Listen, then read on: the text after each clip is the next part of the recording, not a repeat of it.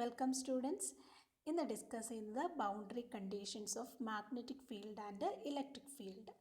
Boundary conditions നമ്മൾ apply ചെയ്യുന്നത്, അതായത് ഒരു മീഡിയത്തിൽ നിന്ന് മറ്റൊരു മീഡിയത്തിലേക്ക് ഇലക്ട്രിക് ഫീൽഡ് അല്ലെങ്കിൽ മാഗ്നറ്റിക് ഫീൽഡ് എൻ്റർ ചെയ്യുമ്പോൾ അവിടെ ഉണ്ടാകുന്ന കണ്ടിന്യൂവിറ്റി അല്ലെങ്കിൽ ഡിസ്കണ്ടിന്യൂവിറ്റി ചെക്ക് ചെയ്യാൻ വേണ്ടിയിട്ടാണ്. കണ്ടിന്യൂസ് ആയിട്ടാണോ അല്ലെങ്കിൽ എന്തെങ്കിലും ഒരു ഡിസ്കണ്ടിന്യൂവിറ്റി അവിടെ വരുന്നുണ്ടോ എന്ന് നോക്കാൻ വേണ്ടിയിട്ടാണ്. അതായത് ഒരു എക്സാമ്പിൾ പറയുകയാണെങ്കിൽ, ഇവിടെ ഒരു ചാർജ്, ഒരു പോയിൻറ്റ് ചാർജ് ക്യൂ ഉണ്ട്. ഈ ക്യൂവിൽ നിന്ന് എന്തായിരിക്കും ഇലക്ട്രിക് ഫീൽഡ് എമേർജ് ചെയ്യും, എല്ലാ ഡയറക്ഷനിലും എമേർജ് ചെയ്യും. ഞാൻ ഈ ഒരു പെർട്ടിക്കുലർ ഡയറക്ഷൻ മാത്രം നോക്കുന്നു. ആൻഡ് നമുക്കറിയാം ഇലക്ട്രിക് ഫീൽഡ്, അതായത് പോയിൻറ്റ് ചാർജിൽ നിന്നുള്ള ഡിസ്റ്റൻസ് കൂടുന്തോറും ഇലക്ട്രിക് ഫീൽഡിൻ്റെ സ്ട്രെങ്ത്ത് കുറഞ്ഞാണ് വരുന്നത്, അല്ലേ? ദാറ്റ് ഈസ് ഈ പ്രപ്പോർഷണൽ ടു 1/r² എന്ന് പറയാനായിട്ട് പറ്റും. അപ്പോൾ അതിൻ്റെ ഒരു ഗ്രാഫിക്കൽ റെപ്രസെൻറ്റേഷനാണ് ഇവിടെ കാണിച്ചിരിക്കുന്നത്. This is distance and this y direction is strength of the electric field.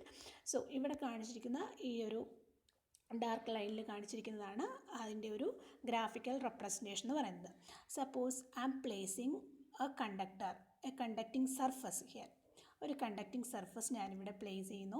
അപ്പോൾ തീർച്ചയായിട്ടും അവിടെ ഒരു ചാർജ് ഡെൻസിറ്റി ഉണ്ട്. സർഫസ് ചാർജ് ഡെൻസിറ്റി ρs ഞാൻ കൊടുക്കുന്നു. ഇനി അവിടുന്ന് എന്ത് ചെയ്യും? ഇലക്ട്രിക് ഫീൽഡ് എമേർജ് ചെയ്യും, അല്ലേ?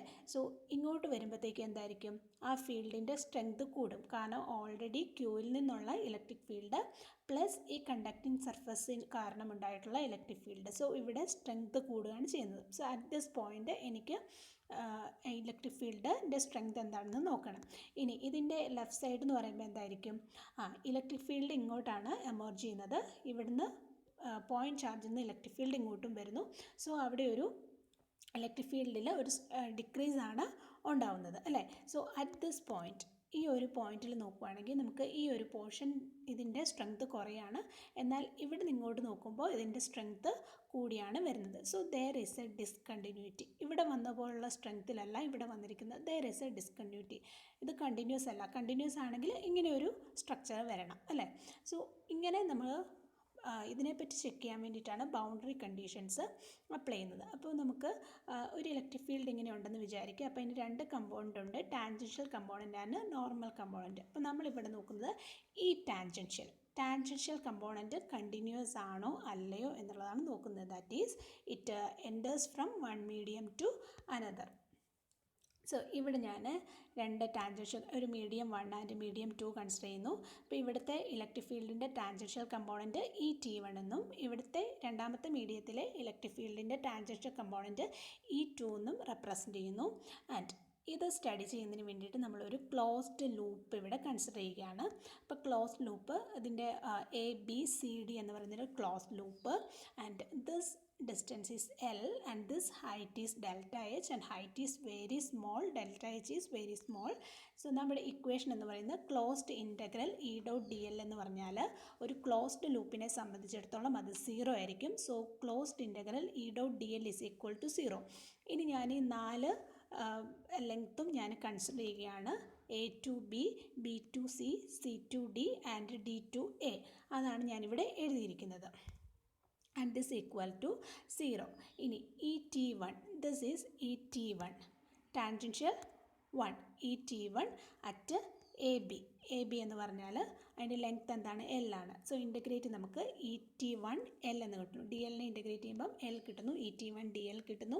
ഇനി B2C, ഈ B2Cയിൽ ടാൻജൻഷ്യൽ കമ്പോണൻറ്റ് 0 ആണ്. ഇങ്ങോട്ടാണല്ലോ ടാൻജൻഷ്യൽ കമ്പോണൻറ്റ്. സോ B2C എന്ന് പറഞ്ഞാൽ 0 ആണ്.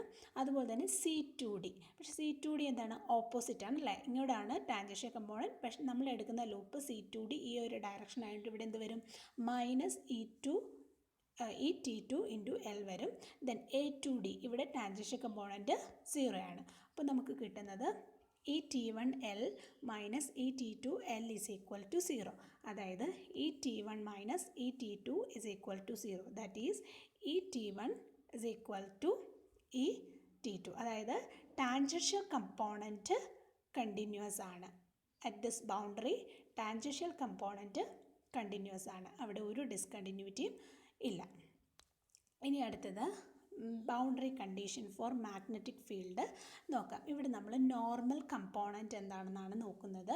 സോ ഇതിന് വേണ്ടിയിട്ട് ഒരു മീഡിയം 1 ആൻഡ് മീഡിയം 2 ഇവിടെ ഉണ്ട്.